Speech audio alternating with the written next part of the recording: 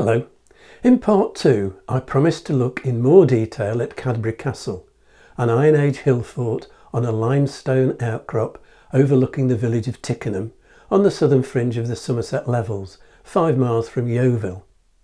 Hill forts are a misunderstood class of monument that, despite their name, appear to have had a range of functions. There is not a single type, and their use changes over time. Some are ritual or ceremonial meeting places, social hubs. Others places of refuge in time of danger. And in the later Iron Age, some developers planned hilltop settlements with urban characteristics, where a variety of trades and crafts are practiced. Cadbury Castle is one of several examples that have a long history of occupation that comes to an end during the period of Roman occupation, followed by re-fortification and reoccupation in the late 5th century, the period when Arthur is supposed to have been active. Archaeology at Cadbury Castle, most recently surveys and research by South Cadbury Environs Project, has confirmed activity from the Neolithic period. Around 500 BC, an initial single rampart was built to enclose a large area of 18 acres.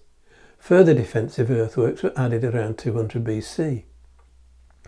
Evidence of destruction, including the burning of a substantial timber gate at the southwest entrance to the site, suggests a failed stand against the Roman legions following the invasion of AD 43. After brief use as a Roman barracks, the site was largely abandoned. A small altar stone with a local equivalent of the Roman god Mars discovered on the site suggests ceremonial use and a possible Roman temple.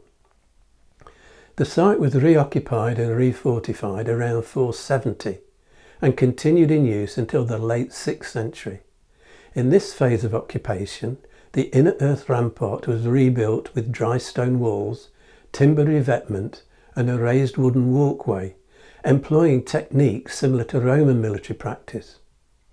What is unclear about the occupation and fortification of hill forts generally in the late 5th century is whether the work was centrally organised by a powerful regional overlord or the result of local initiatives faced with an existential threat, perhaps a response to social change resulting from a rising population and competition for resources.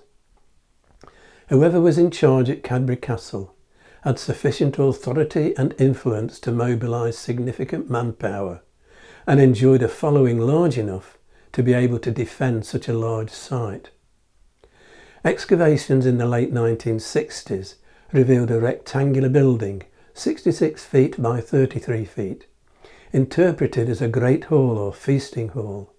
Sherds of imported Eastern Mediterranean and Gaulish pottery, now in Taunton Museum, are evidence of continental trade links and high status living similar to that of the sites at Tintagel Castle and the hill fort at Dinas Powys, discussed in part 3 of this series.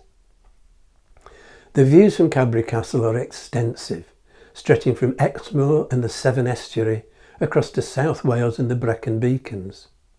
Situated at the far eastern edge of the territory of the British Dumnonii tribe, Cadbury Castle was strategically placed to defend against further westward Anglo-Saxon advance. This was a significant stronghold in the post-Roman period, and whoever ruled here was clearly an important figure. Cadbury Castle has long been associated with King Arthur. There are features on the hill called Arthur's Well and Arthur's Palace. Antiquarian John Leyland travelled the country on behalf of Henry VIII, visiting religious houses to examine and document the books held in their libraries. As the dissolution of the monasteries gathered pace, his work was more of a rescue mission. By 1543, he'd spent a decade of summers travelling the length of the country, and the notebooks he kept, known as his itinerary, contained details of topography and local history. When he arrived at Cadbury, he recorded, "Right at the south end of South Cadbury Church stands Camelot. This was once a noted town or castle set on a real peak of a hill and with marvellously strong natural defences. Roman coins of gold, silver and copper have turned up in large quantities during ploughing there, and also in the fields at the foot of the hill, especially on the east side. Many other antiquities have been found, including at Camelot a silver horseshoe within memory. The only information local people can offer is that they have heard Arthur frequently came to Camelot. The River Cam, which flows nearby and gives its name to the villages of West Camel and Queen Camel, may have led to the connection, but the name Camelot doesn't appear until the inventive 12th century Arthurian romances of Crèche and Detroit. Cadbury Castle later became the site of a Saxon burr and mint, called Cadenbury in a charter of 1010. Cader is an Anglo-Saxon personal name from which Cadbury clearly derives. The glimpse archaeology has given us of Cadbury Castle and the late 5th century re-fortification and building of a great feasting hall conjures images of a Welsh folk tale surviving in two 14th century documents, in which Celwick needs the help of his cousin Arthur to track down Olwyn, the girl he is destined to marry. He arrives at Arthur's court riding a grey horse with a gold saddle, carrying 2 silver spears and a battle axe so swift it would draw blood from the wind. He is initially refused entry by the guard at the gates because Arthur and his knights have sat down at table and feasting has begun. I should mention there is another Cadbury hillfort in North Somerset, close to the village of Yatton, known as Cadbury Congresbury, after the parish.